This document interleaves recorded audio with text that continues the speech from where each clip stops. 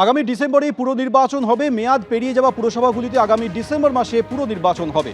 রাজ্যে পুরসভাগুলিতে ডিসেম্বর মাসে পুর নির্বাচন করানোর চেষ্টা চালাচ্ছে রাজ্য সরকার। আজ মুখ্যমন্ত্রীর প্রশাসনিক বৈঠকে বলেছেন পুরমন্ত্রী অগ্নিমিত্রা পাল।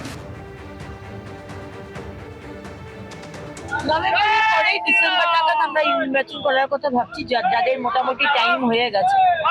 আর তাছাড়া টিএমসি যারা পালিয়ে গেছে লেজ গুটিয়ে বর্ষাকালে আমাদেরকে, বাংলার মানুষকে এইভাবে ফেলে রেখে, আমরা প্রশাসক বসিয়ে আমরা যতটা সম্ভব পরিষেবা দেবার চেষ্টা করছি। কোনো রকম ভাবে মানুষের যাতে অসুবিধে না হয়, প্রত্যেকটা পরিষেবার সাথে আমি ওই মুখোমুখি বলে প্রোগ্রাম করছি, যেখানে ডাইরেক্টলি আমি তাদের সাথে কথা বলি, সাধারণ মানুষ তাদের সমস্যার কথা বলতে পারি।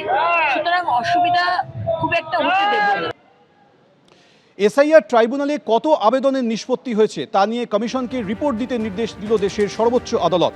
জাতীয় নির্বাচন কমিশনকে রিপোর্ট জমা দেওয়ার নির্দেশ দিয়েছে সুপ্রিম কোর্ট। অধীর চৌধুরীর মামলায় এই নির্দেশ দিয়েছে সর্বোচ্চ আদালত।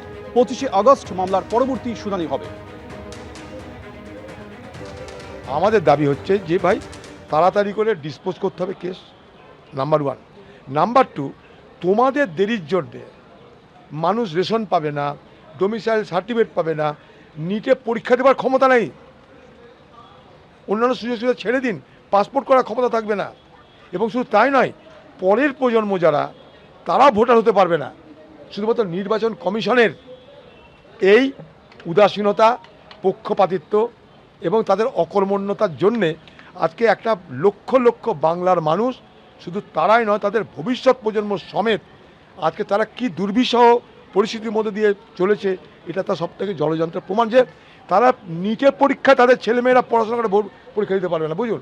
বাইরের দেশে যেতে পারে না, পাসপোর্ট করার ক্ষমতা নেই, রেশন নেই, ডোমিসাইল সার্টিফিকেট নেই, জমি কেনা বেচা করতে পারবে না, না জমি কিনতে পারবে না বেচতে পারবে। কোন দুরবস্থা! যে সুপ্রিম কোর্টে আমরা ডেট পেয়েছিলাম, বিচারপতি গুরুত্ব দিয়েছে বলে আবার 25 তারিখে এই মাসে এটা শুনবে। অর্থাৎ বিচারপতিরা গুরুত্ব দিচ্ছে।